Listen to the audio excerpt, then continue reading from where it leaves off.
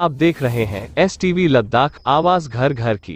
मैं honourable finance minister और honourable home minister का शुक्रगुजार हूं कि उन्होंने लद्दाख के लिए रिवाइज बजट में 148 करोड़ रुपए अलॉट किए। इससे किसी हद तक दोनों हिल डेवलपमेंट काउंसिल के लिए जो 180 करोड़ रुपए की कटौती को पूरा करने में मदद हुई है, जिससे लोकल डेवलपमेंट की किसी हद तक राहत मिली है। लेकिन सर, इस साल यूटी लद्दाख को बजट एस्टिमेट 2024-25 के मुकाबले में तकरीबन 834 करोड़ रुपए की कैपिटल एक्सपेंडिचर कट का सामना करना पड़ा था।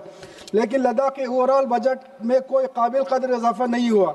834 करोड़ रुपया की बड़ी कटौती में से सिर्फ 168 करोड़ रुपया बहाल किए गए हैं। ये असली कंसर्न है। सर, आपके माध्यम से मैं एक बहुत ही अहम एक ऑनरेबल फाइनेंस मिनिस्टर और ऑनरेबल होम मिनिस्टर का ध्यान एक बेहद अहम एडमिनिस्ट्रेटिव इशू की तरफ दिलाना चाहता हूं, जो डायरेक्ट लद्दाख के एलोकेट किए गए फंड्स को खर्च करने की सालियात को मुतासर करते हैं। MHA वक्तन फ़वक्तन लद्दाख के हुकाम को प्रोजेक्ट और स्कीमों की स्कीम की मंजूरी और एडमिनिस्ट्रेटिव अप्रूवल के लिए फाइनेंशियल पावर डिलीगेट करती है। ये डिलीगेट पावर एक ज़रूरी थी और इन डिलीगेट पावर्स ने पूरे यूटी के डेवलपमेंट में अहम किरदार अदा किया है। खास तौर पर लद्दाख के टोपोग्राफिकल चैलेंज और डिफिकल्ट एक्सेसिबिलिटी में इस एम्पावर सिस्टम ने मुकाबली तौर पर फैसला करने और मजबूत बनाया और अवामी कामों में स्मूथ एग्जीक्यूशन को मुमकिन बनाया। हाल ही में MHA ने सर लद्दाख के लद्दाख यूटी एडमिनिस्ट्रेशन को दिए गए फाइनेंशियल पावर वापस ले लिए थे। बाद में मुख्तलिफ लोगों के कंसर्न के बाद अख्तियारात तो वापस दे दिए, मगर अनफॉर्चुनेट बात यह है कि छोटे से लेकर बड़े तक काम तक के प्रोजेक्ट के अप्रूवल और अप्रेजल की अहम पावर अब तक MHA के पास ही है। सर, मैं ये बात खास तौर पर कहना चाहता हूँ कि लद्दाख एडमिनिस्ट्रेटिव और जोग्राफिकल सेटअप दूसरे बगैर असेंबली वाले जो यूनियन टेरिटरीज है इससे बिल्कुल मुख्तलिफ है। सर, लद्दाख की जोग्राफिया हकीकत को देख के सख्त सर्दियों की वजह से साल में 7-8 महीने काम करने का मौका मिलता है। दिसंबर से मई तक सड़कें अक्सर बंद रहती है। लिहाजा अगर सारे प्रोजेक्टों के अप्रूवल और अप्रेजल के लिए MHA भेजना जो ज़मीनी हालात से दूर है, न सिर्फ मुश्किल होगा बल्कि बहुत वक्त भी लगेगी, जिससे लद्दाख में पूरा काम का सीजन ज़ाया हो जाएगा और कामों की मुद्दत पूरी नहीं होगी।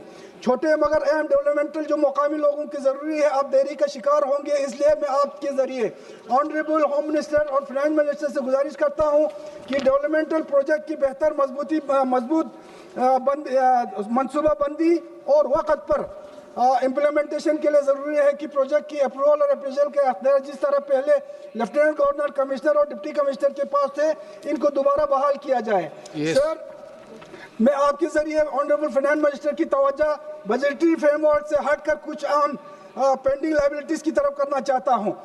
यूटी एडमिनिस्ट्रेशन ने LHDC ले और करगिल के तहत पूरे हो चुके कामों के खर्चे के तकरीबन 28 करोड़ रुपए के लिए सर प्लीज कंप्लीट होने तो 2-4 हमारा डिमांड है। सर, 28 करोड़ रुपए के लिए जो दरख्वास्त की है, ये मुकम्मल हो चुके कामों के खर्च है और इनकी अदायगी में देरी हाल ही में जारी कामों में बहुत ज़्यादा खलल पैदा कर रही है।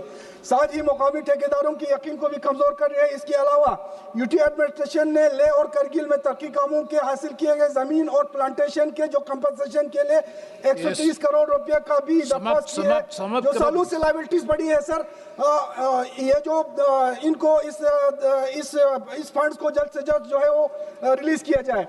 दूसरा सर, लद्दाख में इंजीनियरिंग कॉलेज जो है कई सालों से मंजूर हो चुका है और इसके लिए करगिल जिले में जमीन भी अलॉट हो चुकी है। सर, इसके लिए जल्द से जल्द इसको फंड अलॉट करके इसको मंजूरी दिया जाए। और साथ ही एक डिग्री कॉलेज जो संघ को जो करगिल डिग्री कॉलेज का एक क्लस्टर डिग्री कॉलेज की तय चल रहा है, इसको भी फंड्स की वजह से धन्यवाद। Suresh Patel. Thank you sir.